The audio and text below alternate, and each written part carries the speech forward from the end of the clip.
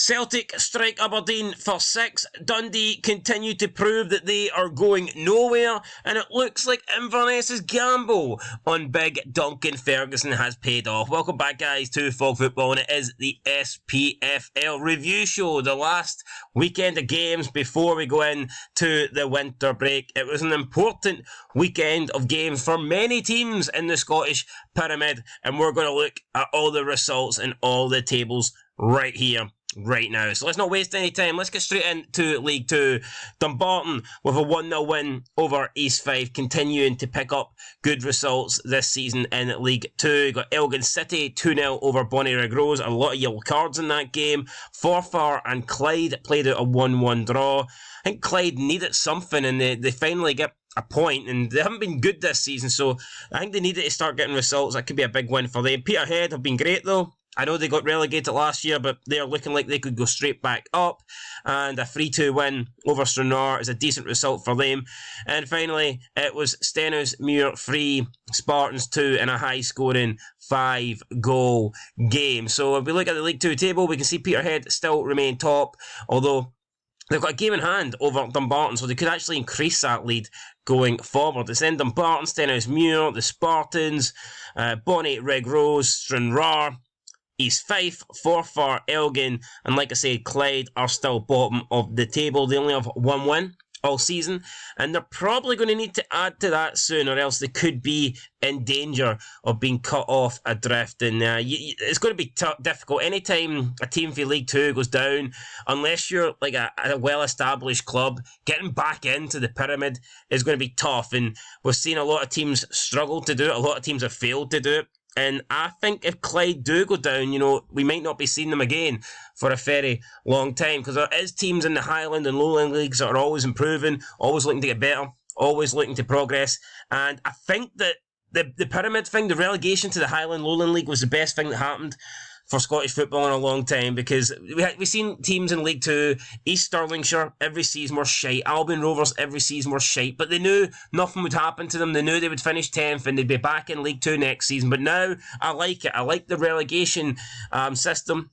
The only thing I would maybe change is, I think I would have both 9th and 10th place go down and bring up one Highland League team and bring up one Lowland League team. I think that's what I would prefer, rather than just the Highland League and the Lowland League winners playing each other for a spot against the 10th place side. I don't necessarily think that's fair, but I'm just glad that we're getting some change. So it's good. Peterhead, who got relegated last season, looking like they're going back up, and then Clyde, who got relegated last season, looking like they're gone forever. Let's move in to League 1. Alloa Athletic 1, Queen of the South 0. Marvin Bartley, is he going to get sacked soon? Possibly.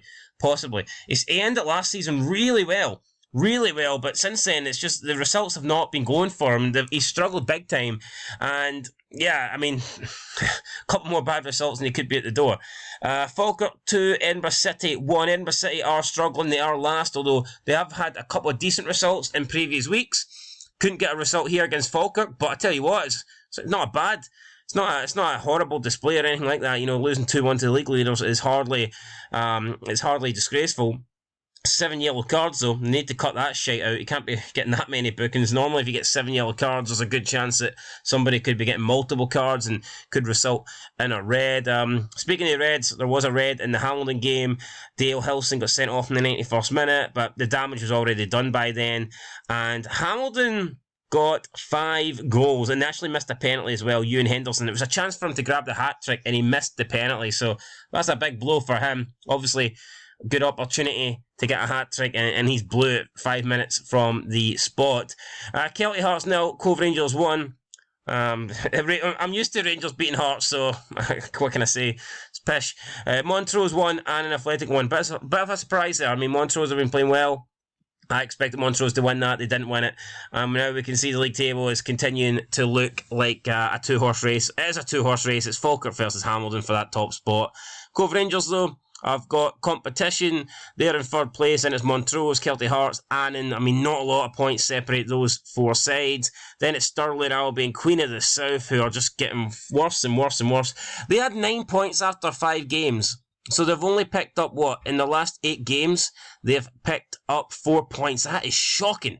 A shocking amount of points.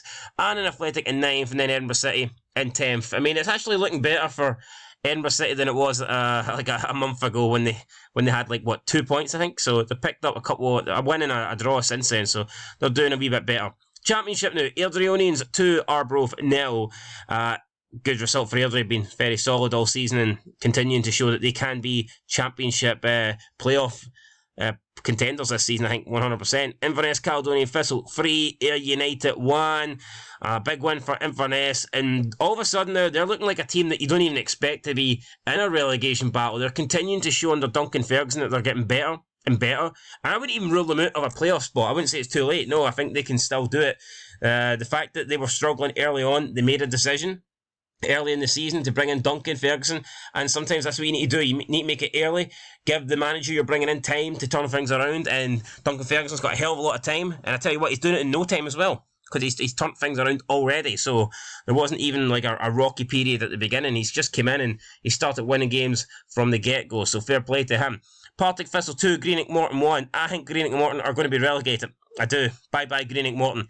I think your time as a Championship club could be up. And Queen's Park lost to Raith Rovers by 3-2. Raith Rovers doing solid this season, so fair play to them. We look at the Championship table then. Dundee United still leading the way, 31 points, although Raith Rovers, if they win their game in hand, will only go a point behind, so very, very tight. Then it is Partick Thistle, Airdrieonians, Dunfermline, who've got 2 games in hand over Airdrie and Partick, Ayr United, Queen's Park, Inverness now, who were bottom when Duncan Ferguson came in. They find themselves now not sitting pretty, but it's looking prettier than it was. That's definitely for sure. Arbroath in 9th, and then Greenock Morton, who I do believe will go down, sitting with just 2 wins all season. And one of those wins came on the opening day, so they've won 1 game in the last 11. Not good enough for Greenock Morton. Anyway, the Premiership now. Celtic 6, Aberdeen 0. I mean, this sums up Celtic. William Collum was the referee. I don't think he really got any calls wrong, though. I have no issues with Willie Collum. I don't know if the penalty was a penalty, but at that point it didn't really matter. The game was done anyway. It didn't really change anything. But yeah, Celtic, not good enough in Europe, but too good domestically. And it's always been that way for Celtic now for a long time. Goals came from Yank, Furuhashi, Palmer, Turnbull, and then O coming on. Getting 2 late goals, I'm sure that will do his confidence a lot of good. Aberdeen were shocking. Got off to a horrible start. Conceded 2 early goals. 15 minutes in, they were 2-0 down. I will give them a little bit of credit. Second half, they began to fight a little bit. They never looked like they were going to get back into the game. But when it's 2-0, you're giving yourself, a small chance. If you keep the scoreline at 2-0, if you get the next goal, then you've got yourself a chance. And they done that. They kept it at 2-0, but the penalty finished it. Although the fact that they conceded so many goals late on was embarrassing. I mean, they conceded the same amount of goals in extra time, injury time, as they did, in the 90 minutes. That's fucking embarrassing. Aberdeen are shite, and I think Barry Robson probably has to go. He's been saved by there's a couple of results saving Barry Robson. The win against Rangers, obviously. The fact he's been okay in Europe, and then obviously that win against Hibernian, in which they fluked in the Scottish League Cup. Apart from that, it's been a shite season for Aberdeen. Barry Robson hanging on by his fingertips, I think, with the job there. Livingston 0, Rangers 2. I don't know what's happened to Livy, the Tony Macaroni. I remember that used to be a place where the old firm would go and they would struggle. Rangers and Celtic would go to the Tony Macaroni and they would struggle. Livingston would put up a really hard fight. It would be difficult to break down. They'd make Celtic and Rangers work hard at set pieces. They'd always be a threat. That just doesn't seem to be the case anymore. Anytime you see Rangers or Celtic go to Livingston, they roll them over with ease. And I know Rangers only won by 2-0 today. They won pretty easy today. They also got 2 penalties, but is it even worth mentioning anymore? We know they're going to get penalties. Penalty to Rangers every single week. 2 penalties against Hearts not too long ago, and now 2 penalties today against Livy. First one definitely wasn't. It was a dive, but referee somehow looked at it and still gave it. Second one, I mean, I can see why it's given. It's a handball, and I guess the second one all depends on your opinion of the handball rule, and is it intentional? Do you need to have your hand up in the air like that? I have no problem with the second one, but the first one definitely wasn't a penalty. Anyway, like Rangers won, it was simple for them. Crap game. Both games were crap. Both games today were crap. Rangers it was a boring 2-0 win. And I mean, the Celtic game was boring as well. They went 2-0 up early, and then nothing really happened until the penalty, and then the floodgates just opened. So yeah, really bad weekend football. Although if you support the Old Firm, you're happy to win, but if you're watching the game, then you're sitting there just wanting to tan your wrists. Anyway, speaking of tanning your wrists, Tony Docherty will not be doing that. He'll be happy with what he's seen at Dundee.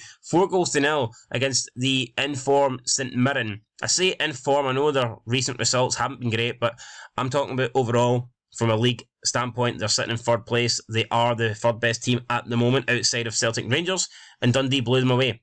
Great performance for Dundee. Bielko getting 2 goals, and I think Dundee could push for a top 6 spot. I really do believe that. I said at the start of the season that I predicted them to finish, I believe, 9th. I didn't think they'd go down. I thought they'd made some decent signings, and it was the only time I really felt like Dundee had an opportunity to stay up. Because any time they come up, you always feel like they're going to go back down, or like the yo-yo club. But this season I thought, no, Dundee can actually stay up. Dundee can get enough points on the board to remain in the league. And not only do I think they're going to get enough points on the board, I can see them challenging. I'm not going to guarantee they'll finish top 6, not going to do that, but I think come the end of the season, they could be there or thereabouts pushing for a top 6 spot. And what a fantastic job that would be if Tony Docherty, in his first managerial position, can do that. Even if he keeps them up, even if he finishes 11th and wins a playoff, that would be great in his first season in charge. But if he can keep them up comfortably or try and push for the top 6, then probably manager of the season for me. So, yeah, what a job he's doing there. Hibernian defeated Kilmarnock. No surprise, we all know Kilmarnock absolutely suck away from home. Hibernian hadn't won in 7 games. Someone had to give. In the end, Kilmarnock gave away and Hibernian got a win. So, much needed win for Hibs. 1-0. Kilmarnock probably should have got something at the game, to be fair, but they didn't. Hibernian got the win, and it eases a bit of pressure on Nick Montgomery. Not that there was pressure necessarily on him, but like I said, results weren't good. And when you go 7 games without a win for a club the size of Hibernian, you know, that's an issue. So at least he's got a win on the board now, but I didn't think it was a great performance, and I thought Hibs were a little bit lucky. Don't think they were deserving of the 3 points, but they got them. That's the main thing. Speaking of 3 points, it was 3 points for the other team from Edinburgh. It was Motherwell 1, Hearts 2. So Hearts with 2 goals for Lawrence Shankland beating Motherwell. Not really going to brag too much about it. Everybody beats Motherwell, so Hearts needed to do this. It's back-to-back wins for Hearts as well for the first time this season in the league. Hearts getting back-to-back wins. Much needed, and you're really beginning to wonder now, when will the downfall stop for Motherwell? When will they actually pick up a win? And could Motherwell be surprise relegation candidates? At the start of the season, they got off to a good start. Everyone thought they could push maybe for that top 3rd spot, if not top, not 3rd spot, sorry, if not top 3. Everyone thought they could push for top 6, but now it's just not looking likely at all. So, yeah, is Kettlewell under pressure? That we do not know, but a man that is not under pressure, a man that's feeling no pressure whatsoever, is the one and only Mr. 460 Craig Levein, because he got a 1-0 win at St Johnstone. I bet St Johnstone, I knew St Johnstone would win. I had them in my coupon, and they didn't let me down. Graham Carey, we're going 71st minute, and all of a sudden now, St Johnstone are flying. Craig Levein, his 3 games in charge of the club, he has, 7 points out of 9? That's fantastic, man. You can't beat that. From a St Johnstone standpoint, you can not beat that. Although, was he technically, I guess he technically didn't win the first one, but it was the first game without Stephen McLean, then he came in. So look, since Stephen McLean got rid, it's 7 points out of 9. You can't beat that. And the league table shows that. St Johnstone now up into 10th. Ross County in 11th. Livingston, who are struggling, down in 12th. Motherwell, another team I think could be going down. There's a bunch of teams here that are struggling, and yeah, it's tough to predict who's going to be relegated right now. Ross County don't look great. Livingston are struggling. Motherwell are struggling. I think St Johnstone are the form side, so I'll give them the benefit of the doubt, and then you would just assume that the likes of Aberdeen, Hibernian, those teams are too good to go down. And yeah, I think it's probably I think it's between Ross County and Livy, but if Motherwell continue to do what they're doing, which is getting beat every single week, then they will be right up there in that conversation. But if we look at the top half of the table, we see Hearts and Dundee both on 17 points, only 2 points behind St Mirren now, so they've closed the gap. And we also see some other teams now that are got not negative goal difference. So we look at St Mirren, we look at Hearts, we look at Kilmarnock, all have just a dead average goal difference, 0. So before that, I believe it was just Celtic and Rangers that had positive goal difference alongside St Mirren. So I mean, that's what you should see. It's embarrassing when you look at the goal difference, and every team outside Old Firm has got like minus. So at least we're beginning to see a stronger looking league now, in my opinion, a wee bit. And at the top, not a lot changed. Celtic maintained their 8-point gap over Rangers, although Rangers do have a game in hand. And what that win for Celtic did do today was enhance their goal difference. Rangers did do well to get it down to, I think it was roughly the same 2 weeks ago. I'm pretty sure when Rangers got the gap down to 5 points, the goal difference was the same. But now Celtic have 7 points, 7 goals ahead. Even though they have played an extra game, they've got 7 goals, and I just don't really see Rangers winning that game in hand by 7-0. But look, guys, we'll see. It was a quick review show tonight. I'm not going to spend ages talking about it. We'll be back next week. No, we won't. That's a lie, actually, because there's no football next week. We'll be back the week after that, and I'll be talking more pish about Scottish football and be talking about it for a lot longer. Anyway, guys, that's it. I'll catch you in the next one. Being Fog Football, thanks for watching, and until next time, peace.